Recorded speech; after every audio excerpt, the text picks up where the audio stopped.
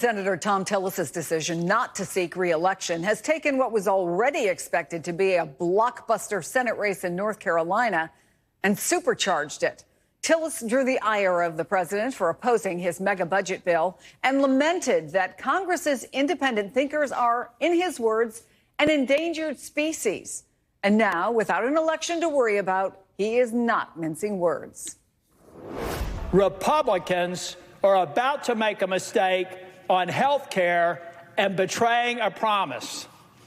It is inescapable that this bill in its current form will betray the very promise that Donald J. Trump made in the Oval Office or in the cabinet room when I was there with finance. I'm telling the president that you have been misinformed.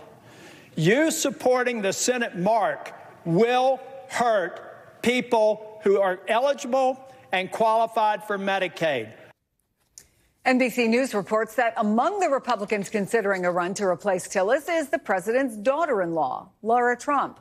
Asked about the odds she does run, a source close to the Trump family said, quote, "I'd put it as high as one could be considering it. I know she's thoughtful and will pray on it, and it'll probably come once she is prepared. It could be sooner rather than later." I want to bring in former campaign manager and White House Deputy Chief of Staff for Operations under President Obama, Jim Messina, and Stuart Stevens is back with us. Okay, Stuart, that source close to the Trump family also said if she gets in, the race will be over before it begins. Would it immediately, say, eliminate a congressman, Pat Harrigan, who's been seen as a possible contender? What's your take on a possible Senator Lara Trump? I think she'd be a disaster for Republicans. Well, two things are true. The race probably would be over. She would win the primary, and she'd probably be the worst candidate that they could field. This has been a very tightly contested state. It's one of the states that Romney won and that Obama had won before. I don't think there's anything that's going on now inside the Trump world, what he's delivering, that makes him more popular in North Carolina.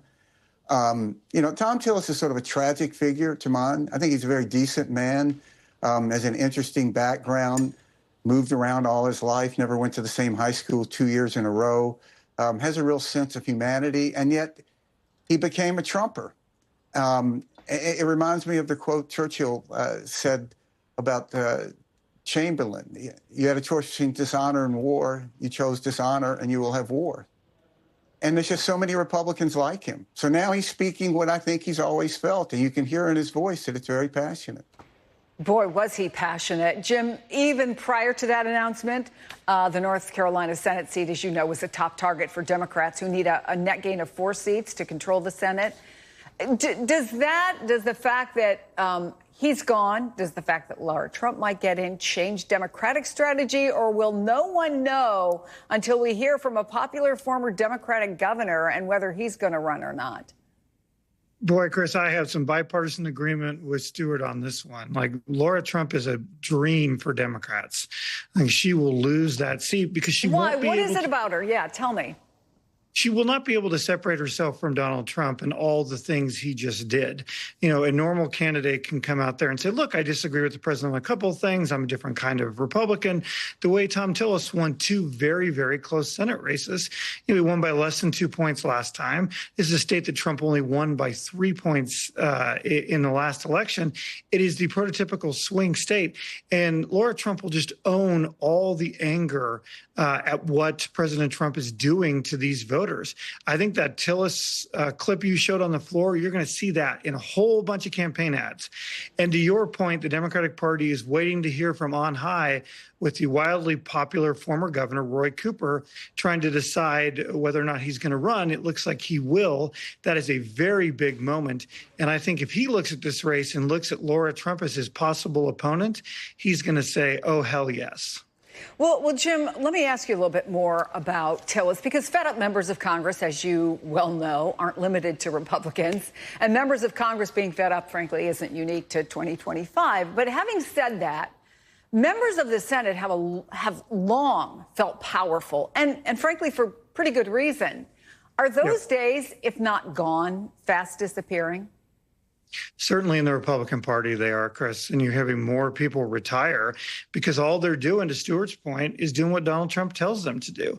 The days of, people working across party lines to get things done have largely disappeared in the Senate. And you have members from both sides retiring, saying, look, we're just not doing anything anymore. And, there was this hope that they could sort of be a break to Trump and sort of say, no, we're going to do it the way the Senate's always done it. And we're going to put together a bill that makes more sense. And that's just not what they're doing. They're putting a bill together that is wildly unpopular. 78% of voters say they don't want any cuts to Medicaid. Chris, this cuts by almost $1 trillion. By the way, weirdly, 78% is also the approval rating of George Washington in the United States. So, two things you probably don't want to trash, Stuart, are Medicaid and George Washington, two things voters seem to really, really like. All right. So, Stuart, Tillis said this wasn't a hard decision. He said there was a very powerful statement he put out. He said he'd rather be with his family, be with his wife and his kids and his grandkids, than navigating what he called the political theater and partisan gridlock of Washington. And listen to this. Is there any room for disagreement with Donald Trump in the Republican Party today? I think if you have the courage to, and if you don't, there isn't. It's all what you want to do as an individual member. So it would make sense, if he's right about that, Stuart, that Lara Trump would indeed not worry about running because she's going to agree with Donald Trump. But if you're a Roy Cooper, if you're another Republican who thinks I've got to be more moderate in order to have a chance of winning against a Democrat, should I get the nomination, why would you get in? Yeah, you've just outlined why the Republican Party is really not functioning as a traditional American political party. It's become an extreme. But even as a Democrat, I mean, when you see so many frustrated people, why would you say, you know what, I think I'm going to run and I'll just wait out the next 3.5 years of the Trump turn, or by then it will be, 2.5 years? Well, I think because you're sitting there and you're looking at terrible things that are happening to the country. And you feel a sense of patriotism. And look, I spent a lot of my life making arguments against the Democratic Party, and I don't know any other honest conclusion to come to that it's the only pro-democracy party in America now. And you can disagree on this and that, but really it's about larger stuff. And there's just no question that the Republican Party is really functioning as an autocracy. So what is another sign of that? The autocrat's relative gets placed in power.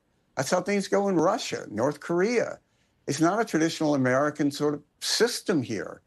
And, it just breaks my heart that Republicans have just collapsed. And you saw with Senator Tillis, he could have stopped Pete Hegseth. He wanted to, clearly. Then something got said and he didn't. And I would bet you anything he regrets that. And that's just where the party is, and it's a tragedy. Well, maybe we'll find out in his book if he writes one. Stuart Stevens, Jim Messina, thank you both so much. Another shift from